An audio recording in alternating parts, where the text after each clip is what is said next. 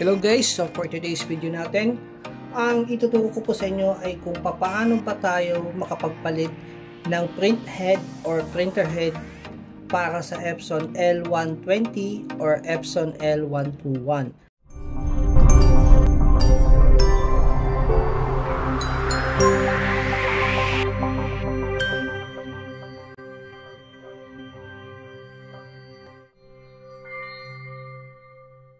Okay, so yung print head po, ito po yung ganito po yung tsura niya, no? Ito. So, pakita ko muna sa inyo kung ano yung physical appearance siya. Yung print head po guys, dito po lumalabas yung print out ng ating printer sa tuwing magpiprint po tayo. So, kapag nasira po itong print head, ito po yung pinapalitan. So, pag nasira siya, ang palatandaan natin guys, pag talitan na, yun po yung pumapangit na yung print. At kahit na anong gawin natin pag head cleaning, power ink flashing, walang nangyayari. Okay, so maaaring nag-clog yung kanyang nozzle at kung hindi na kaya linisan, yun po yung time na kailangan na siyang palitan. So nagagasgas po kasi yan guys. So itong print head nakalagay sa loob and every time na magpiprint tayo, ito po yung magbubuga ng ink. Ano? So gumagalaw po yan ng ganyan siya. Pa horizontal yung galaw niya. Yan. So makikita nyo yun dito sa kanyang carriage. So ngayon ipapakita ko sa inyo guys kung paano natin gagawin yung pag-replacement, pagpapalit ng print head para sa Epson L120 at para sa Epson L121. So isa lang po sila guys ng way or paraan, isa lang sila ng guide ng pag-open at pag-replace ng print head. Okay? So, yung mga unang kailangan natin guys, syempre of course, yung ating print head. So, ito po yung print head. Okay. So, maliban sa ating print head, kailangan natin of course ng Phillips screw. And then, maliit na minus, pang sungkit, ano. Okay. So, ganito natin siya gagawin guys. Of course, be sure na nakatanggal yung ating mga power cord. Naka-off yung ating printer. So, dito muna tayo magsisimula guys sa kanyang right side, ano. So, tanggalin muna natin to, yung mga rubber cup niya, no. Tanggalin natin siya ng ganyan para maayos natin siya ng disassemble. So iba kasi guys hindi na tinatanggal hinahayaan nila nakakabit dito tapos diretso tanggal agad. So mangyayari po niyan, mababali yung nyo, ink tank nyo kasi may screw po yun sa loob So para maalis natin tong cover, tatanggalin natin tong dalawang screw.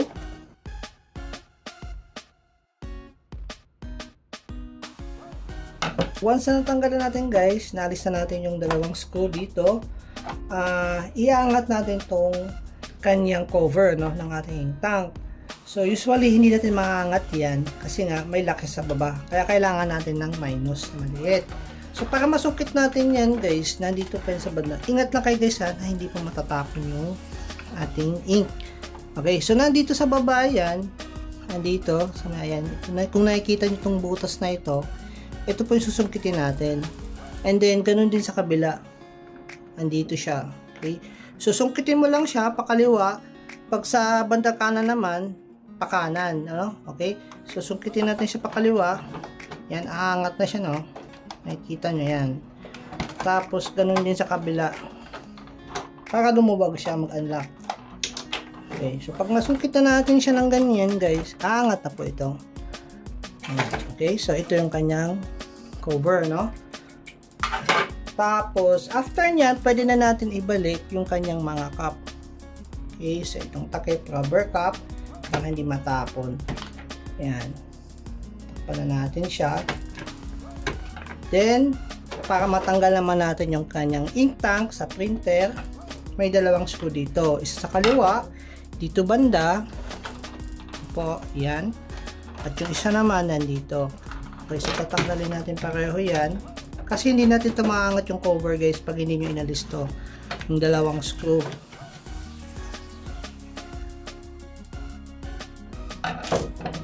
So after nyan, maalis na natin siya. Okay, so maluwag na siya. So yun yung proper way ng pagbukas sa ink tank, ano. Then after nyan guys, ang gagawin natin next, may dalawang screw sa ating printer. Dito sa may ibabaw, isa sa kaliwa, isa sa kanan. So tatanggalin lang natin yan.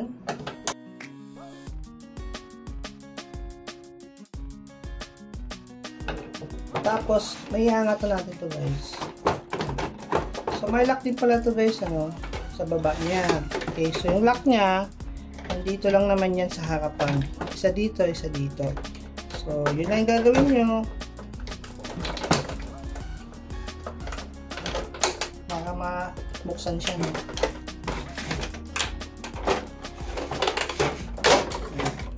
Okay.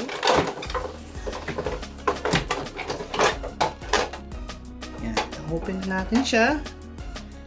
And then, next, eto na yung ating susunod na gagawin.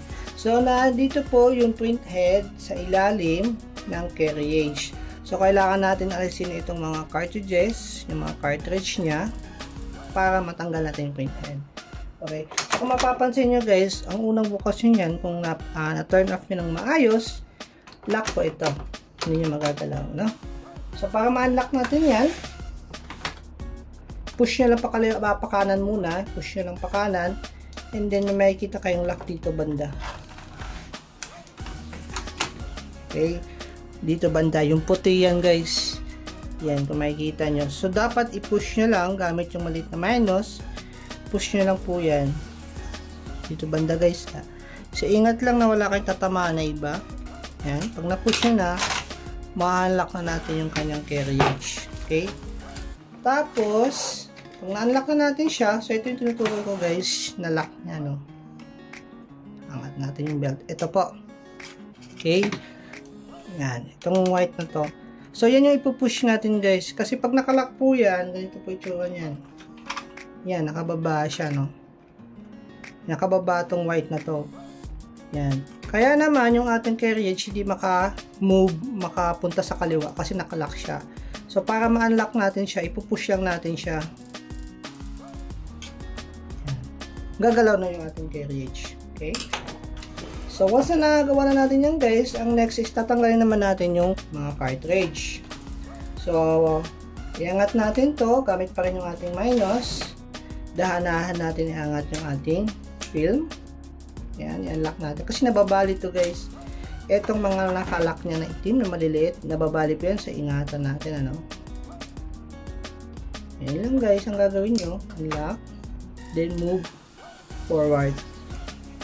Move yung muna dito pala. Ayan, ma-unlock mo na.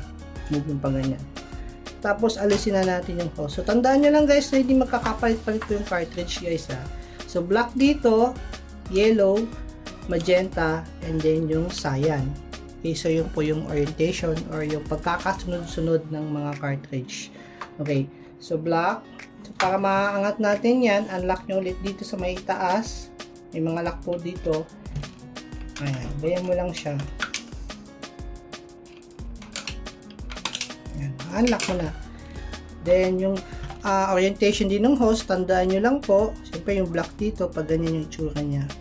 So, dapat guys, tinatandaan din natin yung, kung paano natin tinanggal, tinatandaan din natin siya. Okay?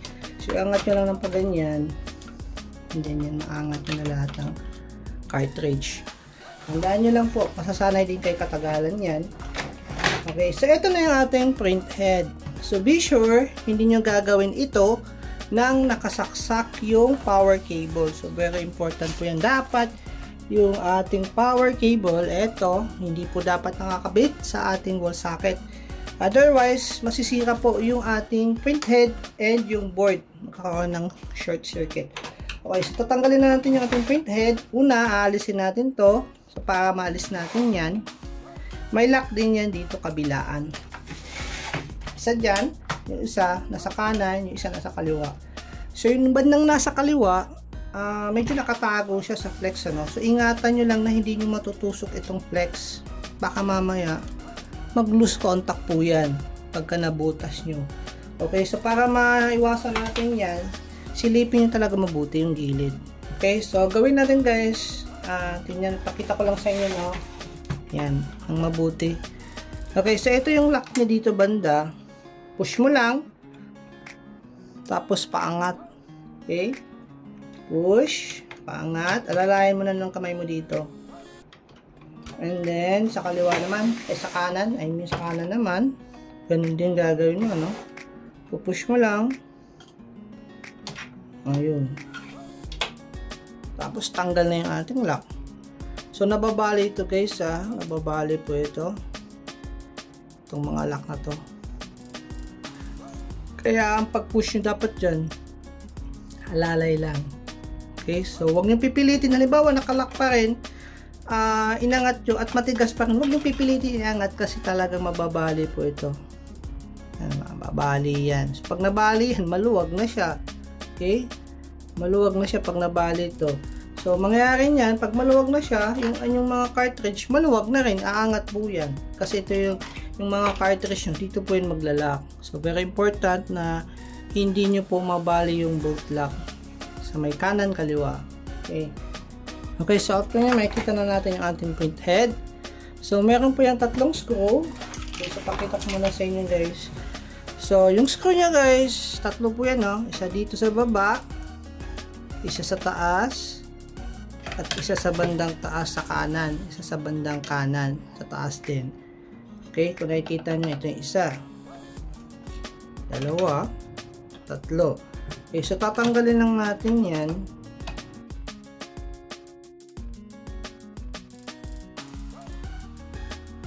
Okay, so pagdating sa mga screw guys, malalaman nyo naman kasi ito syempre silver ang kulay, sa loob yan madalas na silver, and then yung sa block, ayan ito sa mga outer, sa mga case sa labas na and then hindi naman kayo pwede magkamali dyan pag binalik nyo kasi isa lang po yung size nyan, kulay lang pinagkaiba.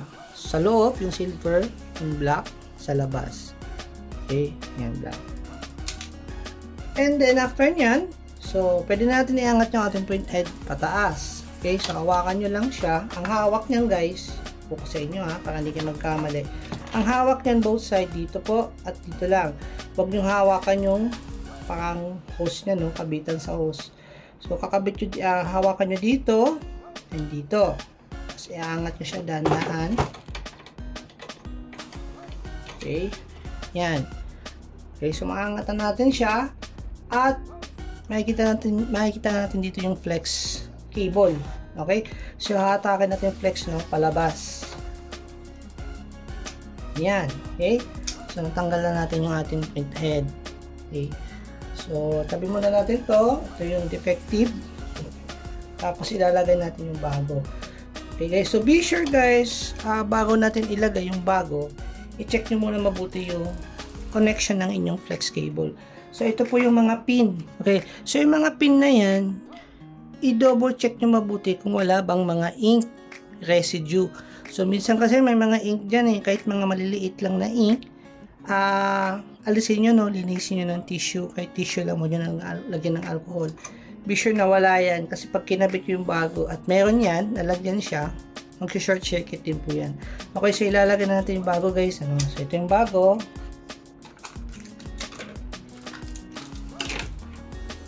Ayan, so ito yung bago natin kanina at ito yung luma na palitan. Okay, so lagay natin yung bago. So pag lagay sa bago, ganun pa rin, yung head nozzle paangat syempre pag ganyan po yung orientation yan, and then yung flex pag ganun. Okay, sasalpak natin siya. Ilagay natin siya. Be sure guys na yung flex cable din, yung pin, wala pong bend. Ibig ko sabihin bend, yung natupi po yung mga pin niya. Tapos sinaksak nyo pa rin. So magkukos din po yun ng short circuit sa inyong print head. Okay, so be sure dahan-dahan na makabit natin siya sa tama, sa tamang pin. So lalayan nyo naman kamay nyo guys. Okay, so yan. So ganun lang siya, kadali. Tapos kabit natin, hawakan ulit natin dito. Ganyan ang hawak. So wag niyo po hawakan yung head nozzle guys, ng iyong print head. Then balik na natin guys yung kanyang mga screw.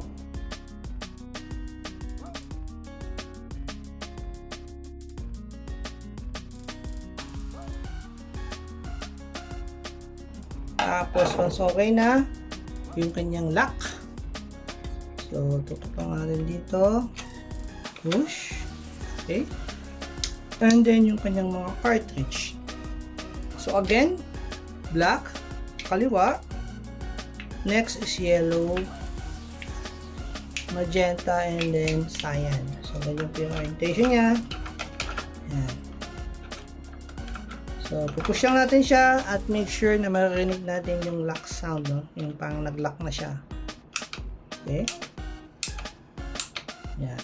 Tapos, ilalagay na natin siya dito. And ipitin mo lang siya, guys. So, ganyan, ano? Ipitin natin.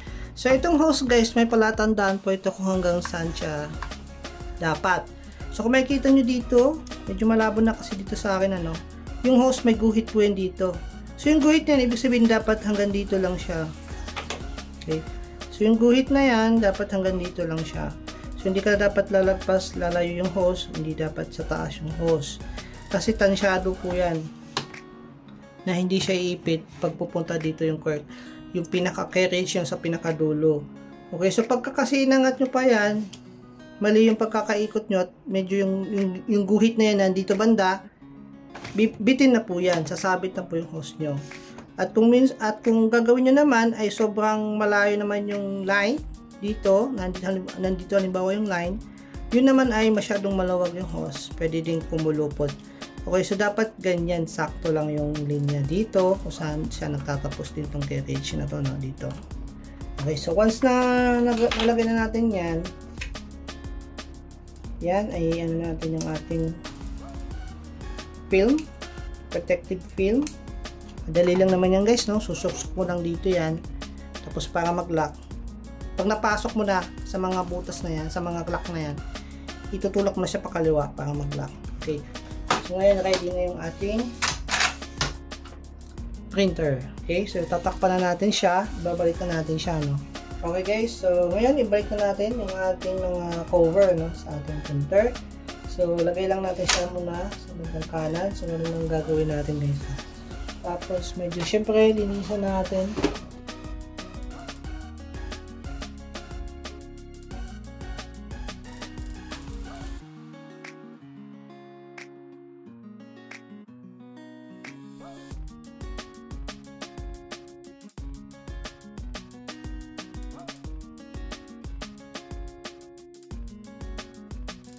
Okay, then after nyan, tatanggalin ulit natin itong mga rubber cap para maibalik natin ang maayos to. Kasi pag hindi natin tinanggal yan, kasabit na po yan.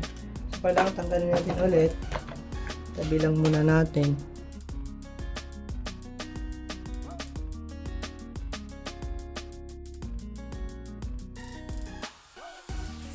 Okay, so guys, na tapos na natin yung ating print head. So ngayon itatry naman natin, no?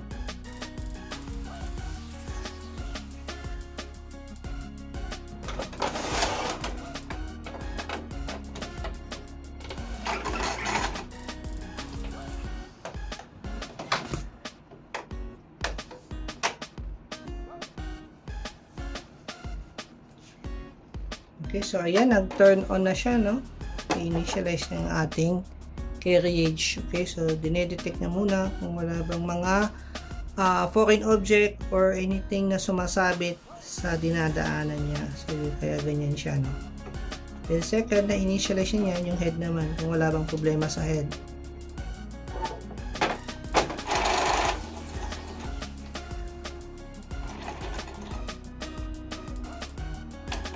Okay, so nag-head cleaning na yung ating printer. So, ibig sabihin lang po nun, maayos yung ating pagkaka-install sa ating print head. Walang problema. Kasi pagka halimbawa, na-detect niya agad, guys, na may problema or may mali sa pagkaka-install sa print head, sa pagkabit nyo po, itong green light na ito, magiging red po agad yan. Okay, so hindi na siya tutuloy sa head cleaning. So, ito po, head cleaning na, kung maririnig nyo yung ating printer, ibig sabihin, maayos po natin na ikabit yung ating print head sa ating printer. Okay? So, yun lang guys yung ating tutorial para sa video na ito. So, ito pong guide na ito ay the same lang po. Parehong-pareho lang po para sa model na Epson L121. Okay? So, pag magpapalit kayo ng print head, ganun lang din po ang gagawin nyo. Okay? So, sana po nakatulong yung video namin guys. And please don't forget to subscribe po sa aming YouTube channel para sa mas marami pa pong video tutorials. Thank you po for watching.